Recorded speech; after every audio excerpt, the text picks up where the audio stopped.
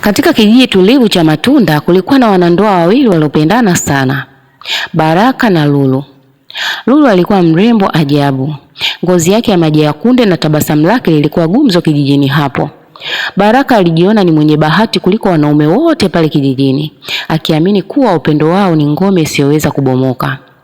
Siku moja kijiji kilipata ugeni wa kipekee. Alikuwa ni Frank, rafiki wa zamani wa Baraka. Urafiki wao ulianza tangu wakiwa watoto. Kwa sasa Frank alikuwa ni tajiri mkubwa mjini. Frank alifika na gari la kifahari akivutia macho ya wengi. Walikumbatiana, wakacheka na kukumbushiana maisha ya zamani ya utoto wao. Rafiki yangu Baraka, Frank alisema huku akimtazama Lulu kwa jicho la siri. Huwezi kuendelea kukaa huku kijijini. Kipaji chako njoo nacho mjini. Nitakushika mkono. Baada ya mwezi mmoja, Baraka alifunga safari kuelekea mjini. Frank hakumwangusha. Alimtafutia kazi kwenye kampuni yake na kumpangishia nyumba nzuri. Baraka alifanya kazi kwa bidii na baada ya muda kidogo alirudi kijijini kumfuata Lulu. Maisha ya mjini yakaanza rasmi.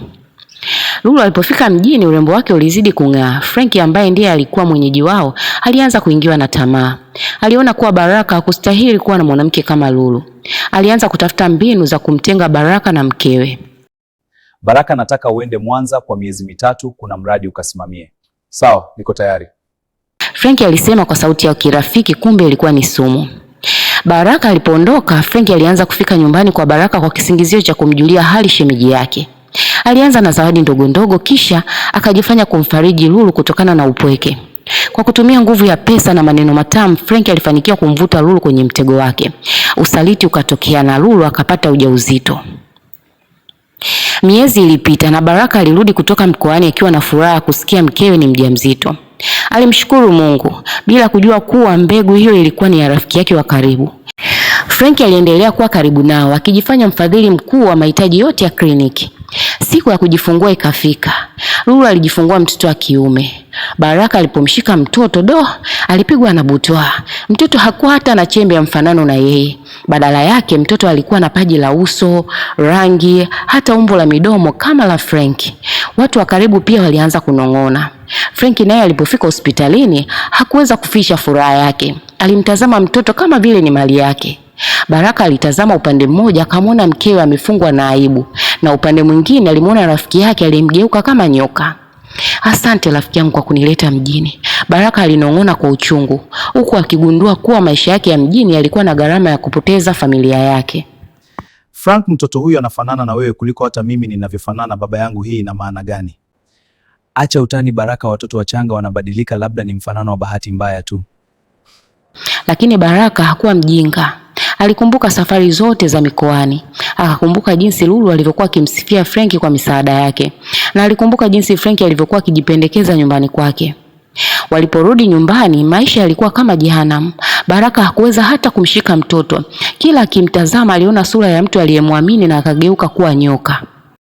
Badala ya kufanya vurugu, Baraka alitulia. Alianza kukusanya ushahidi wa siri wa ufisadi wa Frank aliokuwa akiufanya kwenye makampuni yake. Mambo ambayo Baraka aliyajua kwa sababu yeye ndiye alikuwa msimamizi mkuu wa biashara za Frank. Siku ya 40 ya mtoto ilifika. Frank alikuja nyumbani kwa Baraka kwa dharau. Akataka kumbeba mtoto wake mbele ya Baraka. Baraka, huyu mtoto anahitaji maisha mazuri. Mimi nitamsomesha shule bora. Wewe huna uwezo huo, Frank alisema kwa kejeli. Baraka kuchelewesha akatoa bahasha na kuweka mezani. Frank, hapa kuna nyaraka zako zote za wizi wako na ufisadi wako. Ukiigusa familia yangu tena au kujaribu kunifukuza kazi, mafaili haya yote nitayapeleka TRA na polisi. Baraka alipotoa zile nyaraka za siri alitegemea Lulu angekuwa upande wake. Lakini tamaa ya utajiri ilikuwa tayari imeshaota mizizi moyoni mwa Lulu. Baraka, acha ujinga, huyu ndiye baba wa mtoto wangu, anaweza kunipa maisha bora, wewe rudi kijijini. Baraka, umesikia? Kuanzia sasa nimekufukuza kazi na uondoke kwenye nyumba yangu sasa hivi. Frank alicheka kicheko cha ushindi. Alichukua zile nyaraka na kuzichoma mbele ya Baraka.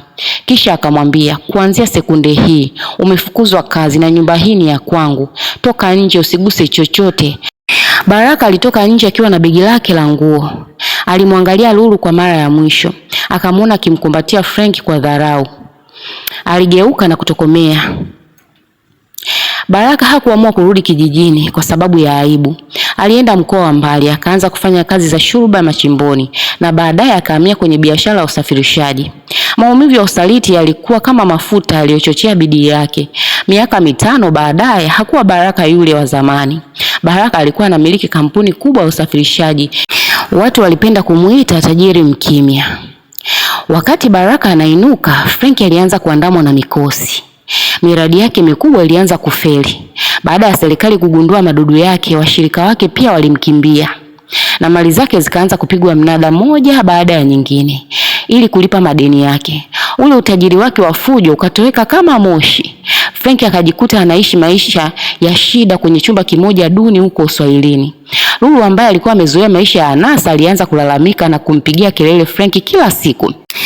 Siku moja Frank akiwa na hasira na njaa alimgeukia Lulu. "Wewe mwanamke, ulinifuata kwa sababu ya pesa. Sasa pesa zimeisha na sura yako inanikumbusha usaliti nilomfanyia rafiki yangu wa dhati. Ondoka, sitaki kukuona."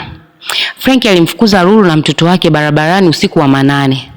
Siku moja Lulu akiwa amechoka na mtoto wake aliyepauka kwa njaa, alimuona mwanaume mmoja akishuka kwenye gari la kifahari. Alikuwa ni Baraka. Alionekana nadhifu na mwenye amani. Lulu alikimbia na kupiga magoti. "Baraka, nisamee, nilikukosea.